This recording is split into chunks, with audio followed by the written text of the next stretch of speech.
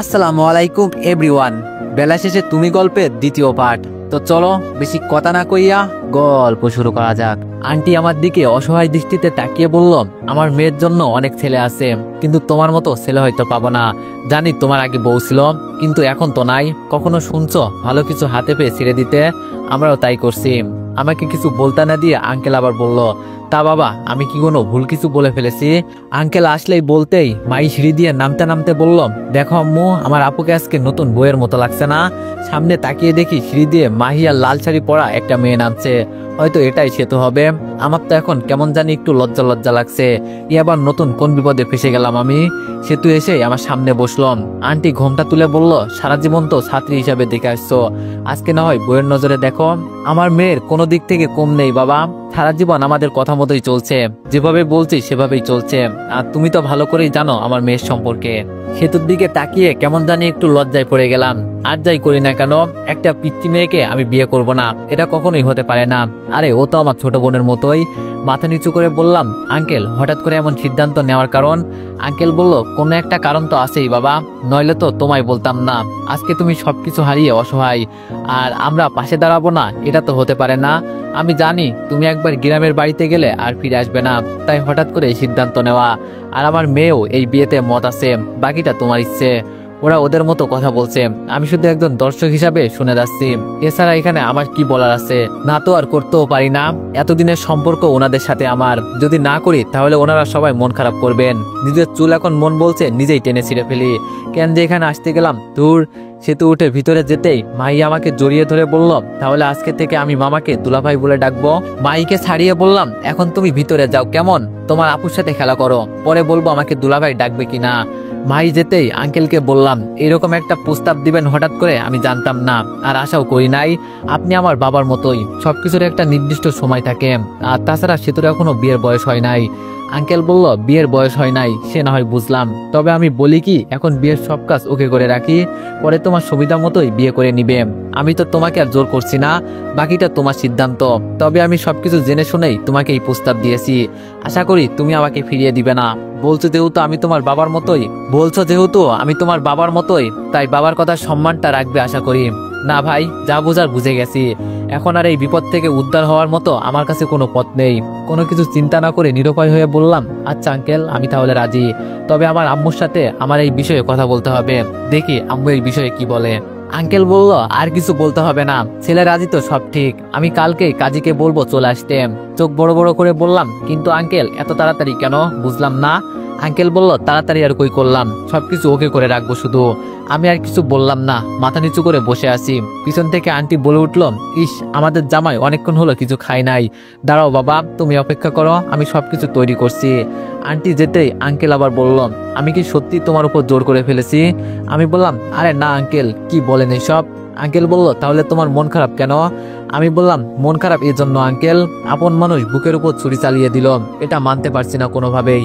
Uncle বলল, আরে এসব ফালতু মেয়েদের কথা বাদ দাও। তবে এই হিসাবে আমার মেয়ে অনেক ভালো আছে, ও সম্পর্কে তো তুমি সবকিছুই ভালো করেই জানো। তবে তোমার একটা ফ্ল্যাট গিয়েছে, এতে মন খারাপ করো না। আমি আমার এই সম্পূর্ণ বাসাটা তোমার নামে লিখে দিব। আমার তোমার উপর অনেক আশা ভরসা আছে। ওনাকে আর কি বলবো যে এতটা পরিমাণে বিশ্বাস করে আমাকে। কিছুক্ষণ চুপচাপ বসে থাকার পর আন্টি এসে বলল, বাবা তুমি টেবিলে বসো, সব খাবার রান্না হয়ে গেছে। অনেকক্ষণ ধরে এই সেই করতে করতে পেটে অনেক ক্ষুধা লাগছে। আমি গিয়ে টেবিলে বসতেই আঙ্কেল আমার পাশে বসলো। আর একটু পর সেতু এসে যেই আমার পাশে বসবে, আন্টি ধমক দিয়ে বলল, জামাইকে আগে ভালো মন্দ কিছু খেতে দে, পরে না হয় তুই কিছু খাস। আন্টির এই কথায় আমি এতটা পরিমাণে লজ্জা পেয়েছি বলার বাইরে। সেতুর গালগুলো তো লজ্জায় লাল হয়ে গেছে। এত এত খাবার আমার থালায় তুলে দিচ্ছে, মনে হচ্ছে এখনই আমার জামাই আদর করা শুরু হয়ে গেছে। মাহিও ছোট ছোট হাত দিয়ে আমার থালায় খাবার তুলে দিচ্ছে। আজকে মনে হয় আমি সত্যি সত্যি শেষ। আঙ্কেল আমার দিকে তাকিয়ে মুচকে এসে বললাম, এত লজ্জা পাওয়ার দরকার নেই, খাও খাও, পরে লজ্জা পেয়ে নিও, কেমন? আসলে মানুষ একটা কথা ঠিকই বলে, কার ভাগ্যে কি লেখা আছে তা কেউ জানে না। আমি ভাবি নাই আঙ্কেল আন্টি আমাকে এতটা পরিমাণে ভালোবাসে, কিন্তু এত ভালোবাসা যে আমার জন্য ঠিক না। বেশি ভালোবাসা আমার গায়ে সহ্য হয় না, নইলে কি মিতু আমাকে ছেড়ে পরকীয়া প্রেমে জড়িয়ে পড়তো? আমি বুঝতে পারছি, যদি সেতুকে আমার বিয়ে করতে হয় তাহলে এখানে আমার ঘর জামাই থাকতে হবে। আর এমনি আমার ঘর জামাই থাকার ইচ্ছা নেই। আমি ভাই নিজের মতো চলতে পছন্দ করি, আর এমনিতেই সেতুর উপর আমার কোনো ফিলিংস নাই। একটা কথা কি জানেন, একটা স্টুডেন্টকে আপনি 1 বছর পড়ালেন, ওর উপর আপনার অন্যরকম একটা ভালোবাসা তৈরি হবে ছাত্র হিসাবে। আর হঠাৎ করে যদি বলে ওকেই আপনাকে বিয়ে করতে হবে, তখন সেটা ইম্পসিবল, কোনোদিনই সম্ভব না। হ্যাঁ, আমি সিদ্ধান্ত নিয়েছি আজকে রাতে এখান থেকে পালিয়ে গ্রামে চলে যাব। অনেক হয়েছে এইসব নাটক পাটক, আর না। যেখানে নিজের মানুষ আমাকে ধোকা দিয়েছে, 2 দিন পর এরা দিবে না, এটার কি গ্যারান্টি আছে? আমারও তো একটা পরিবার আছে, সবাই আমার উপর চেয়ে আছে। এইসব চিন্তা করছি আর খাচ্ছি। এর মাঝে মাহি বলে উঠল, দুলা ভাই আমার একটা ইচ্ছা আছে। বিয়ে এখনো করি নাই, এর মাঝে দুলাভাই ডাকা শুরু হয়ে গেছে। বিয়ের পর তো আমাকে আরো জ্বালিয়ে মারবে। মাংকের চিপাই আছি রে ভাই, পিচ্ছি মানুষ দুলাভাই বলছে, উত্তর তো দিতেই হবে। আস্তে করে বললাম, মাহি বল। ভাই বলল, দুলাভাই আমার ইচ্ছাটা হলো আমি আপনি আপু মিলে কোন একটা পার্কে যাব। সারাদিন আমরা ঘোরাঘুরি করব, আইসক্রিম ফুচকা সবকিছু খাবো আমরা, অনেক এনজয় হবে না দুলাভাই? সেতু ওর বোনকে থামিয়ে দিয়ে বলল, এই এত বিরক্ত করিস না তো ওনাকে, দেখছিস না উনি খাচ্ছে, পরে এইসব কথা বলিস। সেতুর উপর চোখ পড়তেই আমি কথা বলার ভাষা হারিয়ে ফেলেছি। ওকে দেখে কি হাসি খুশি লাগছে। হয়তো সেতু এই বিয়েতে রাজি, কিন্তু ও এটা বোঝে না কেন যে ও এখনো আমার কাছে বাচ্চা একটা মেয়ে মাত্র। আমি এখান থেকে পালিয়ে গেলে আঙ্কেল আমাকে আর খুঁজে পাবে না, কারণ আমি আমার গ্রামের কথা কাউকে আজ পর্যন্ত বলি নাই, কারণ এর প্রয়োজন মনে করি নাই। কে জানতো সে আজ অন্য কারোর বউ? ছিছি, আমার ভাবতেও ঘৃণা লাগছে। একটা মেয়ে স্বামী থাকতেও কিভাবে অন্য কারোর সাথে পরকীয়া প্রেম করে। আজ আমি ভালো করেই বুঝছি মেয়েরা স্বামী বিদেশ আইডি কেন খোলে। সারাদিন মাথার ঘাম পায়ে ফেলে প্রবাসী স্বামীরা টাকা ইনকাম করে, আর তুমি বেডি সেই টাকা দিয়ে দিন শেষে পরকীয়া প্রেমে জড়িয়ে পড়ো। সিসি, লজ্জা করে না তোমার? তবে একদিন তোমাকে এর হিসাব দিতেই হবে, মনে রেখো। আজকে আমার বউকে পরকীয়া প্রেমে ধরা পড়তে দেখে আমার কতটা যে কষ্ট হয়েছে তা আমি জানি। মনে হচ্ছিল জানো কেউ কলিজার মাঝে তীর দিয়ে আঘাত করছিল। আন্টি বলল, বাবা আর একটু মাংস দিই। আমি বললাম, আরে না আন্টি, যেই খাবার খেয়েছি আজকে অসুস্থ না হলেই হয়। আঙ্কেল হাসি দিয়ে বলল, অসুস্থ হলে আমার মেয়ে আছে, তুমি কোনো চিন্তাই করো না। সে তো আর এখানে দাঁড়িয়ে না থেকে লজ্জা পেয়ে উপরে চলে গেল। আমারও খাওয়া দাওয়া প্রায় শেষ, এখন শুধু রাত হবার বাকি। রাত হলে এখান থেকে পালিয়ে চলে যাব, তবে শেষবারের মতো মিতুকে একটু দেখে যাব ও এখন কেমন আছে। মনকে যেন কোনোভাবেই বুঝাতে পারছি না। শেষমেশ মিতু আমার সাথে এটা করতে পারলো, মেনে নিতে পারছি না ভাই কোনোভাবেই। আসলে আপন মানুষ চেনা বড় দায়। খাওয়া দাওয়া শেষ করে সোফায় গিয়ে বসলাম। আঙ্কেলের সাথে অন্য বিষয় নিয়ে কিছু কথা বললাম। রাতে রুমে বসে আছি, এই মুহূর্তে মাই এসে বলল, দুলা ভাই আপু আপনাকে ছাদে যেতে বলেছে। মনে মনে বললাম, এই মেয়ে আবার আমাকে কি বলবে। আমি বললাম, আচ্ছা যাও মাহি, আমি আসছি কেমন। ভাইকে বিদায় করে আমি উঠে দাঁড়ালাম, গিয়ে দেখি সেতু কি বলে। আর এমনি তো আজকে রাতে পালিয়ে চলে যাব। ছাদে গিয়ে দেখি সেতু অনেকটাই খোলামেলা পরিবেশে দাঁড়িয়ে আছে। আমি কখনো ওকে এই অবস্থায় দেখি নাই। সেতুর গায়ে সাধারণ একটা গেঞ্জি, যেটা দেখে আমি মাথা নিচু করে রইলাম। সেতু আমাকে দেখে একটা হাসি দিল। মাই আমার কাছ থেকে ফোন নিয়ে বলল, দুলা ভাই তোমরা কথা বলো, আমি নিচে আছি, তোমাদের বিরক্ত করে লাভ নেই। মাই যেতেই সেতু আমাকে প্রশ্ন করলো, তা সব মিলিয়ে কেমন আছেন? সেতুর এই প্রশ্নটা শুনে আমি একটু দ্বিধায় পড়ে গেলাম। ও জানে আমার পরিস্থিতি, তাও কেন এই প্রশ্ন করলো? সেতু বলল, কি স্যার আমি ভুল কিছু বলে ফেলেছি নাকি? আমি বললাম, না, হঠাৎ করে এই প্রশ্ন করলে তাই একটু অবাক হলাম। সেতু বলল, আচ্ছা এইসব বাদ দেন স্যার, আপনার মন মানসিকতা এতটা নিচ সেটা আমি আগে জানতাম না। আমি বললাম, কি বলতে চাইছো সেতু তুমি? আমার মন মানসিকতা নিচ মানে? সেতু বলল, বাবা বলছে দেখে আপনি আমাকে বিয়ে করতে রাজি হয়ে গেলেন। একবার আপনার বয়সটা দেখুন আর আমারটা দেখুন, নাকি আমাদের এই বাসাটা আপনার নামে লিখে দিবে দেখে আমাকে বিয়ে করতে রাজি হয়ে গেলেন। আপনার কাছ থেকে আমি এইসব কখনো আশা করি নাই। যতদিন আপনার কাছে আমি পড়াশোনা করছি অনেকটাই সম্মান করছি আপনাকে, কিন্তু আজকে কি বলবো বলার ভাষা নেই আমার কাছে। শেষে একটা কথা বলি স্যার, কোথায় আপনি আর কোথায় আমি? আপনার সাথে আমার কখনো যাই? একবার চিন্তা করে দেখুন না, আমার জীবনটা কেন নষ্ট করতে চাইছেন? আসলে সেতু তো এখানে ভুল কিছু বলে নাই, যা বলছে একদম ঠিক বলছে। ও পিচ্ছে একটা মেয়ে, ওরও তো একটা ইচ্ছা থাকতে পারে। আমি তো ওকে আর বিয়ে করতে উঠে পড়ে লাগি নাই, ওর বাবার জোরাজোরিতে রাজি হয়েছি। এছাড়া আমার কাছে অন্য কোনো উপায় ছিল না। এবার মুখে হাসি টেনে বললাম, সত্যি কথা বলছো তুমি সেতু, তোমার বয়স আর আমার বয়সের অনেক ব্যবধান, আর তোমার সাথে আমার যায় না, এটাও ঠিক বলছো। দেখো আমি কত বড় বোকা, তোমার বাবার কথা রক্ষা করতে গিয়ে আমি তোমাকে বিয়ে করতে রাজি হয়ে গেছি। যাকে আমি ছোট বোনের নজরে দেখি তাকে আমি কিভাবে বিয়ে করব? তবে তুমি মনে হয় এটা জানো না, আজকে রাতে আমি এখান থেকে পালিয়ে চলে যেতাম। কারণ কি জানো? যাদের তোমাকে আমার বিয়ে করতে না হয়, তোমার ভবিষ্যতের চিন্তা করে আমি এখান থেকে পালিয়ে চলে যাব। আসলে আমি কতটা বোকা। হ্যাঁ, মানুষের সম্মান রক্ষা করতে গিয়ে মিথ্যা কথা বলতে হয়। কি করব বলো? তোমার বাবার সাথে এতদিনের সম্পর্ক আমার, তাই উনাকে হতাশ করতে চাইনি। যেখানে নিজের বউ আমার সাথে বেইমানি করেছে, আর কাকেই বা কি বলবো? তুমি চিন্তা করো না, আমি আজকে রাতে এখান থেকে পালিয়ে চলে যাব। সে তো আমার দিকে এক দৃষ্টিতে তাকিয়ে আছে। ও কি বলবে হয়তো বলার কোনো কোনো ভাষা খুঁজে পাচ্ছে না। কিছুক্ষণ চুপ থাকার পর সেতু বলল, আমাকে মাফ করে দিবেন স্যার, আপনাকে এইসব কথা বলার জন্য আমি অনেক অনেক সরি।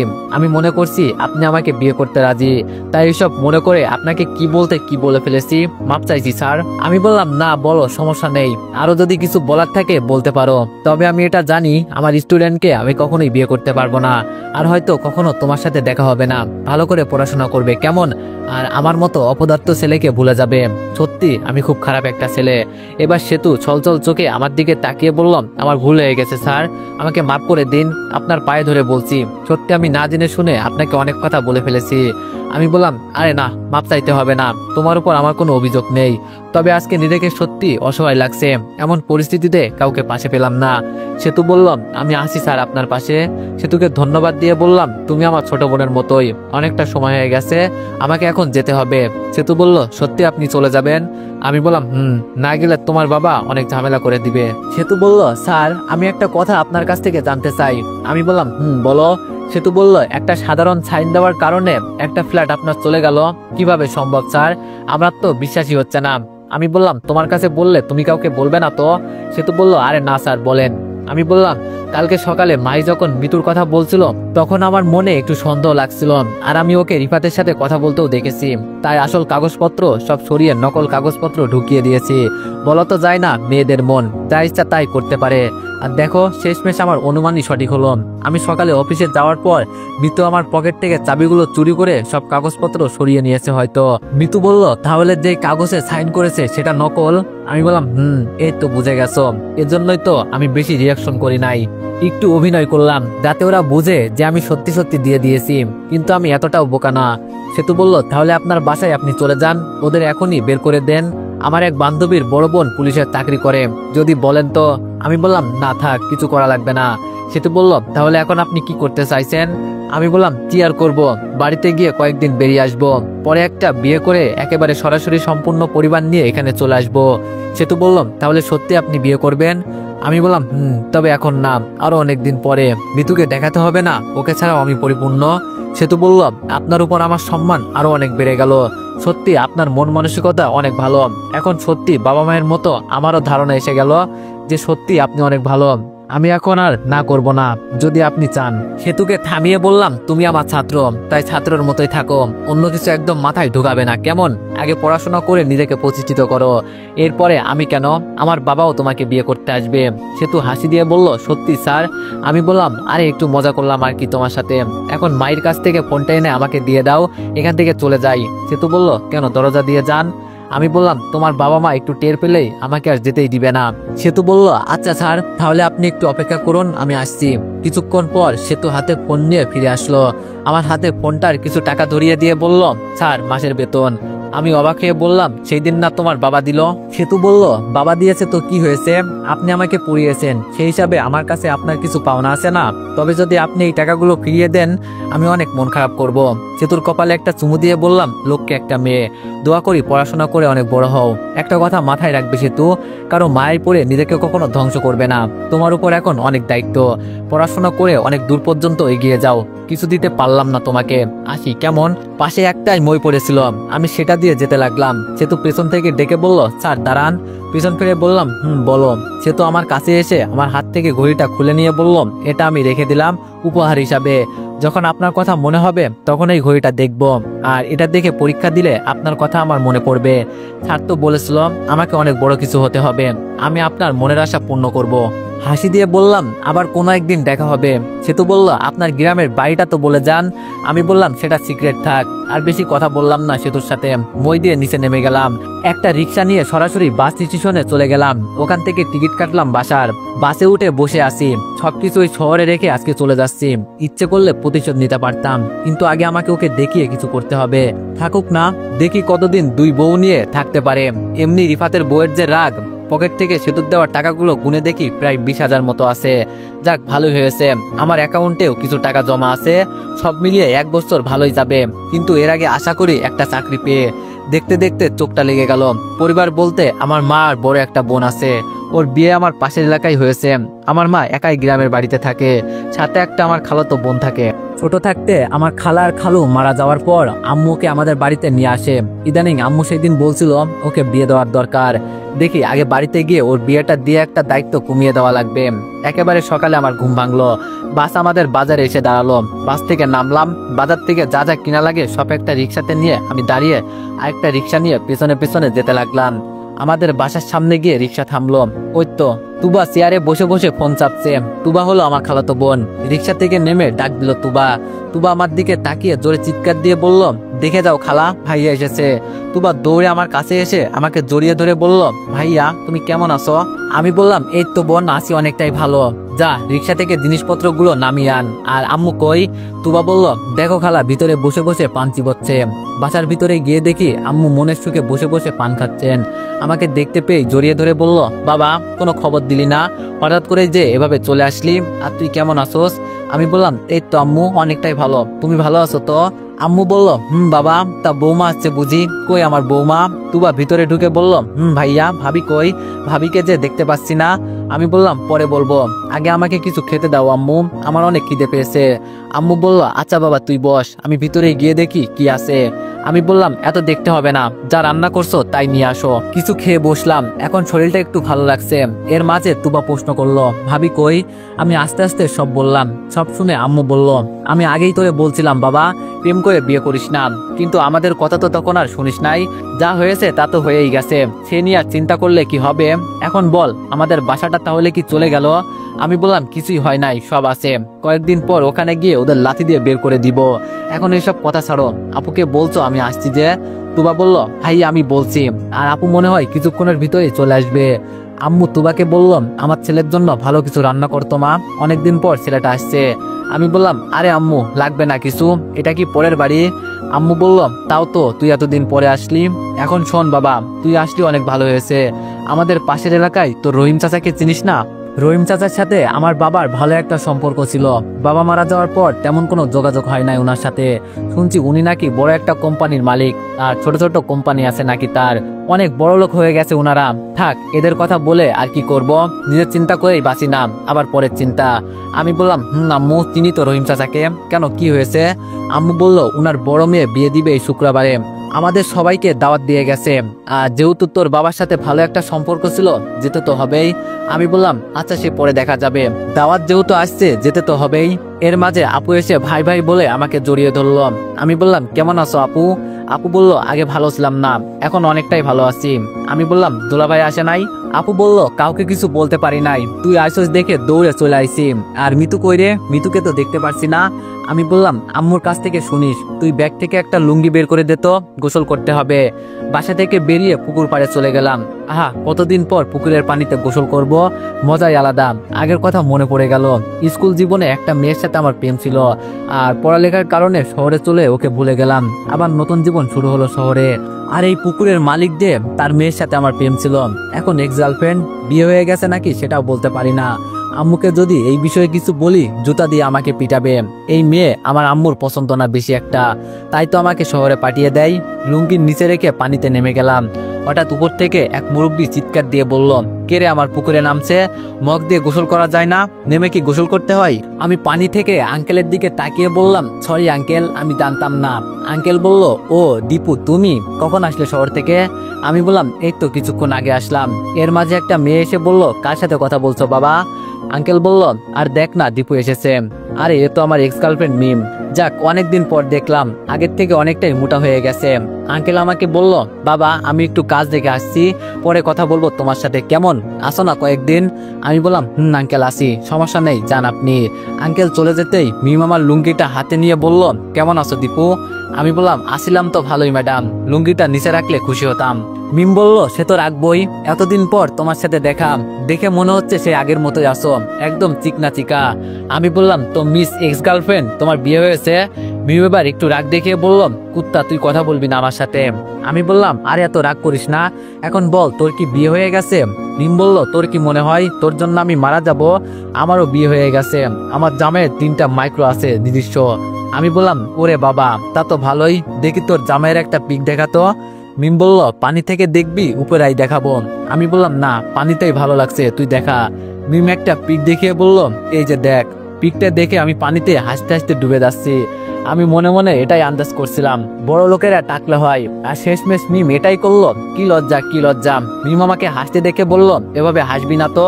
আমি বললাম, আচ্ছা সরি রে, তবে তুই কি সুখে আছোস? মিম বলল, এই তো আছি মোটামুটি।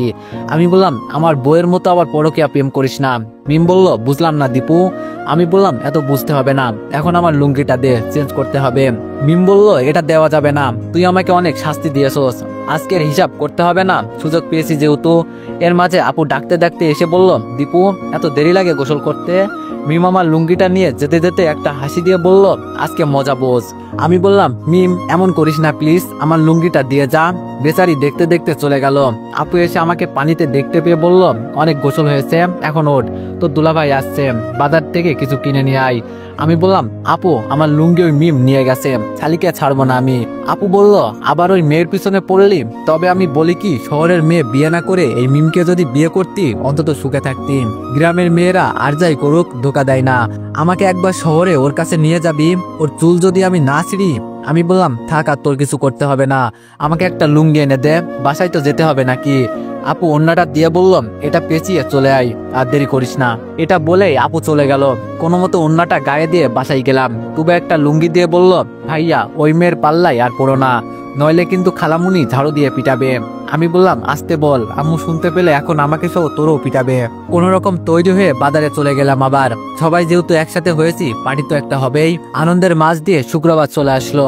গোসল করে তৈরি হচ্ছি বিয়েতে যাওয়ার জন্য। এই তো সকালে আম্মু বলছিল ওনার বড় মেয়ে নাকি বিদেশে ছিল, আর ছোট মেয়ে দেশ থেকে কোম্পানি দেখাশোনা করে। আমি কাউকে বলি নাই আমার চাকরি চলে গেছে, শুনলে আম্মু মন খারাপ করবে, তাই বলি নাই। দেখি যদি রহিম চাচাকে পাই, ওনাকে বলে একটা চাকরি নিয়ে নিব। রেডি হতেই আপু বলল, বাবা একদম রাজপুত্রের মতো লাগছে আমার ভাইকে, দেখি ভালো কোনো মেয়ে পেলে আবার তোরে বিয়ে করিয়ে দিব।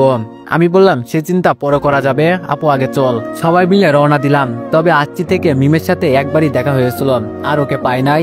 বিয়ের পর মেয়েরা হয়তো নানা রকম ব্যস্ত হয়ে যায়। বিয়ে বাড়িতে গিয়ে তো এভরিওয়ান, নেক্সট পার্টের জন্য সবাই অপেক্ষা করো, আর সবাই একটু বেশি বেশি লাইক আর কমেন্ট করে দিও। ধন্যবাদ।